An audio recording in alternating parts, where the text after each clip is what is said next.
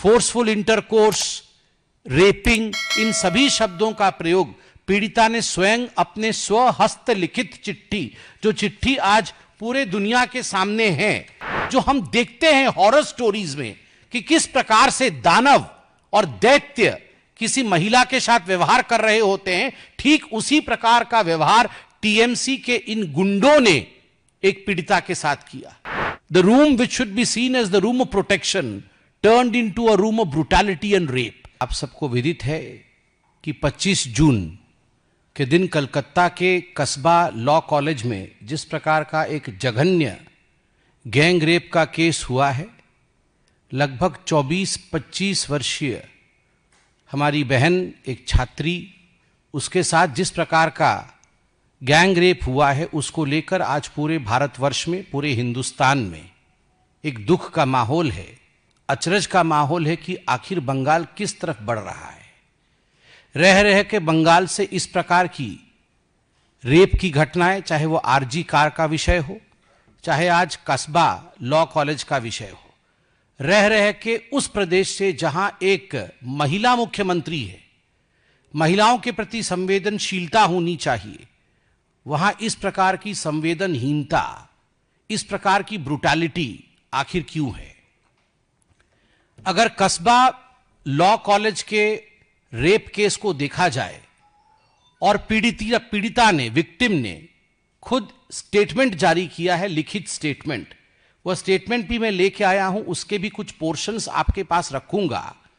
उसको ध्यान से पढ़ा जाए तो एक बात स्पष्ट होता है कि यह पूरा रेप का जो गैंग रेप का जो कुचक्र हुआ है, यह कहीं ना कहीं स्टेट स्पॉन्सर्ड ब्रूटैलिटी है, एक राजनैतिक दृष्टिकोण से प्रेरित जघन्य क्रूरता है। मैं क्यों ऐसा कह रहा हूं? क्योंकि इसमें एक कॉलेज के यूनियन का संबंध है। जो मुख्य आरोपी हैं, जिसका नाम मनोजीत मिश्रा है, मनोजीत मिश्रा खुद ही जो टीएमसी की स्टूडेंट विंग होती है उसके सेक्रेटरी रहे हैं, वो पूर्व छात्र रहे हैं उस कॉलेज के, बाद में कॉन्ट्रैक्टरी भी करते हैं और लॉ की प्रैक्टिस भी करते हैं। वो खुद टीएमसी का सदस्य है। मैं वो फोटो भी दिखाऊंगा जहां वो टीएमसी के बड़े बड़े नेताओं के साथ बैठे हैं, खड़े हैं और समय गुजार रहे हैं। He is a member of TMC, Manojit Mishra, the main accused. उसके साथ जैब अहमद और प्रमीत मुखर्जी, जो बाकी दोनों हैं, वो उस लॉ कॉलेज के छात्र हैं। और इस पूरे घटना चक्र को बहुत ही विस्तार से समझाया है पीड़िता ने। उसने अपने चिट्ठी में लिखा है कि किस प्रकार 25 तारीख को शाम 7:30 बजे से लगभग 10:30 बजे तक मेरे साथ गैंगरेप हुआ। जो घटना चक्र है उसका जिक्र करते हुए मैं कुछ पोर्शंस पढ़ूंगा, आप उसमें से सोचिएगा कि कितना जघन्य था यह कांड। Then J and M and P came inside। इसमें उन्होंने शॉर्ट फॉर्म यूज किया है। जो J है वो जैब के लिए है, जो M है वो मनोजीत के लिए है, और जो P है वो प्रमीत के लिए है। Then J called M and P to come inside। I asked help from them। I asked them to take me to Ruby General Hospital, but they were not helping me। Then I told them at least to bring an inhaler for me। M brought that। I took it and felt better, and I packed my things and went outside to escape, and saw that they have locked the main gate, and the guard was helpless and did not help। M and P again forcefully took me to the union room। I asked J, that is Jeb, to let me go। I even touched his feet, but he didn't let me go। He instructed M and P to take me to the guard's room and make the guard sit outside। They did so। They took me to the guard's room forcefully। J undressed me and started forcefully rape me। इसमें grammatical error है, rapping होना चाहिए, उन्होंने rape लिखा है, मगर भाव को समझने की आवश्यकता है। Forcefully rape me। Then I fought back। he blackmailed me, threatened me, which he was doing from before. ये एक पैराग्राफ मैंने पढ़ा. दूसरे पैराग्राफ को देखिए. And called us inside the union room, saying that something needs to be talked about the unit.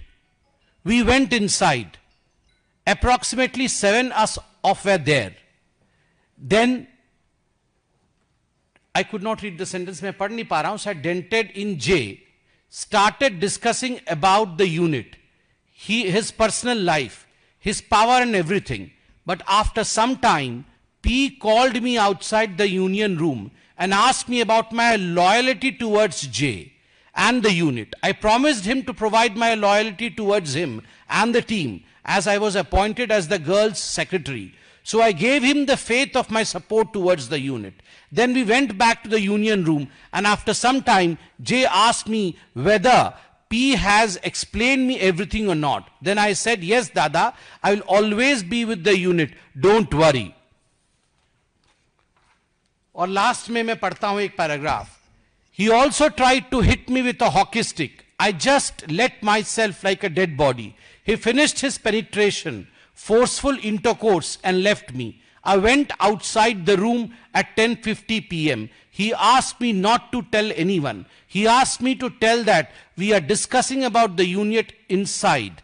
After going out, I went to the union room. He threatened me and that he will kill my boyfriend and arrest my parents.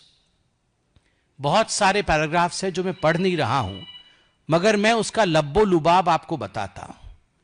Union में 7 लोग, जो college union TMC की प्रचारित है, जो college union TMC की है, उसके 7 लोग इकट्ठे हुए हैं. उनमें ये 3 जो गैंग रेप करने वाले एक्यूज्ड है, जिन्होंने गैंग रेप किया है, वह भी मौजूद है.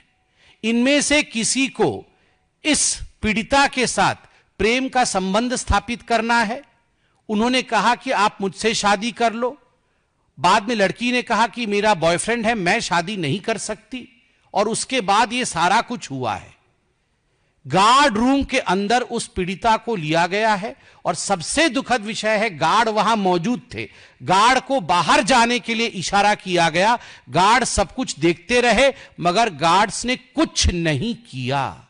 वो बाहर आ गए और अंदर में फोर्सफुल इंटरकोर्स, रेपिंग, इन सभी शब्दों का प्रयोग पीड़िता ने स्वयं अपने स्वहस्त लिखित चिट्ठी, जो चिट्ठी आज पूरे दुनिया के सामने है, उस चिट्ठी में मैं दिखाना नहीं चाहूंगा क्योंकि नाम भी इसमें होगा. खैर, उन्होंने नाम साइन नहीं किया है. मैं उस पोर्शन को छुपा करके आपको दिखाना चाहूंगा कि ये वो चिट्ठी है.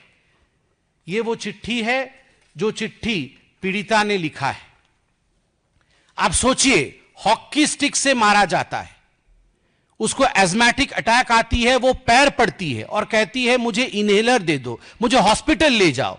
उन्होंने मना किया, हॉस्पिटल नहीं लेके जाएंगे. उन्होंने कहा मुझे जिंदा रहने के लिए इनहेलर की आवश्यकता है. Right outside of a horror Hindi movie, जो हम देखते हैं हॉरर स्टोरीज में कि किस प्रकार से दानव और दैत्य किसी महिला के साथ व्यवहार कर रहे होते हैं, ठीक उसी प्रकार का व्यवहार टीएमसी के इन गुंडों ने एक पीड़िता के साथ किया. हॉस्पिटल नहीं लेके गए, बाद में इनहेलर लाके से दिया गया, जान बची, मगर धमकाया गया कि अगर आपने एक शब्द भी बोला तो तुम्हें तो मारेंगे ही, बॉयफ्रेंड को मारेंगे और माता पिता को सरकार से अरेस्ट कराएंगे. ये जो सरकारी प्रोटेक्शन है, आप सोच के देखिए. टीएमसी के ही एक नेता ने यह काम किया है, मनोजीत मिश्रा. यह है मनोजीत मिश्रा. और मनोजीत मिश्रा को आप किनके साथ देख सकते हैं? यह मनोजीत मिश्रा अभिषेक बनर्जी के साथ है. यह मनोजीत मिश्रा है मिनिस्टर चंद्रिमा भट्टाचार्य के साथ, जो ममता बनर्जी की काफी नजदीकी मंत्री मानी जाती है. यह मनोजीत मिश्रा है टीएमसी की काउंसिलर और ममता बनर्जी की sister in law Kajri Banerjee के साथ.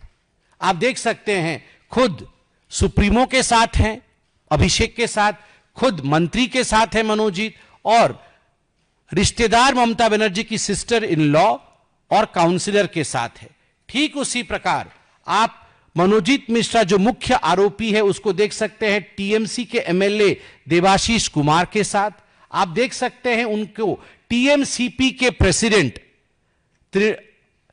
तिरंकुर भट्टाचार्य जी के साथ, और ठीक उसी प्रकार टीएमसी काउंसलर जो मैंने आपको दिखाया था उनके साथ ये तस्वीर देख सकते हैं। देखिए, ये जो बार बार घटनाएं घट रही हैं बंगाल में, उसके पीछे की सोच को देखिए। इसको कितने लाइटली ममता बनर्जी लेती है। She takes all these brutal, I would say rape incidences quite lightly. Kalyan Banerjee जो एक जाने माने एमपी है, सांसद है, काफी नजदीक है ममता बनर्जी के, उनका वक्तव्य देखिए कल, क्या कैलस वक्तव्य है, किस प्रकार का वक्तव्य है। वक्तव्य में वो कहते हैं कि हम इसमें क्या कर सकते हैं, क्या हर जगह हम पुलिस खड़ी कर दें? अगर क्लासमेट ही क्लासमेट का रेप कर दे, दोस्त दोस्त का ही रेप कर दे, तो हम इसमें क्या कर सकते हैं? क्लासमेट क्लासमेट का रेप कर दे तो हम क्या कर सकते हैं? मतलब सरकार कुछ नहीं कर सकती, होम मिनिस्टर ममता बनर्जी कुछ नहीं कर सकती, चीफ मिनिस्टर ममता बनर्जी कुछ नहीं कर सकती है यदि क्लासमेट क्लासमेट का रेप करे। दूसरा, यदि कॉलेज के कैंपस के अंदर हो तो सरकार क्या कर सकती है? क्यों? कॉलेज का कैंपस का अंदर का विभाग सरकार से बाहर होता है क्या? Is the college a different state? Is the college a different country in all together? वो अपने आप में कोई दूसरा देश होता है क्या कि कॉलेज के अंदर अगर रेप होता है तो उसमें ममता बनर्जी या टीएमसी की सरकार कुछ नहीं कर सकती? पार्क स्ट्रीट में रेप हुआ था तो उसे साधारण घटना कहा गया था कि यह साधारण घटना है। हंसखली में रेप हुआ था तो लव अफेयर गोइंग रॉन्ग, प्यार था दोनों के बीच में, वो थोड़ा गलत हो गया, उसके कारण हंसखली में रेप हुआ। कुमुदुनी में रेप हुआ तो उसे सीपीआईएम सपोर्टर्स ने कह के उससे अपना पलड़ा झाड़ लिया। संदेश खली में रेप हुआ तो कहा गया नथिंग हैपेंड, कुछ नहीं हुआ है। आरजी कार में रेप हुआ तो कहा गया the rape happening because boys and girls are interacting more freely, लड़के लड़की ज्यादा बातचीत कर रहे हैं, इसके कारण रेप हो रहा है। और जब उसके खिलाफ प्रोटेस्ट हुआ तो कहा गया कि मोटिवेटेड प्रोटेस्ट है, ब्रेक द बोन्स, हड्डी तोड़ दिए जाएंगे प्रोटेस्ट करने पर।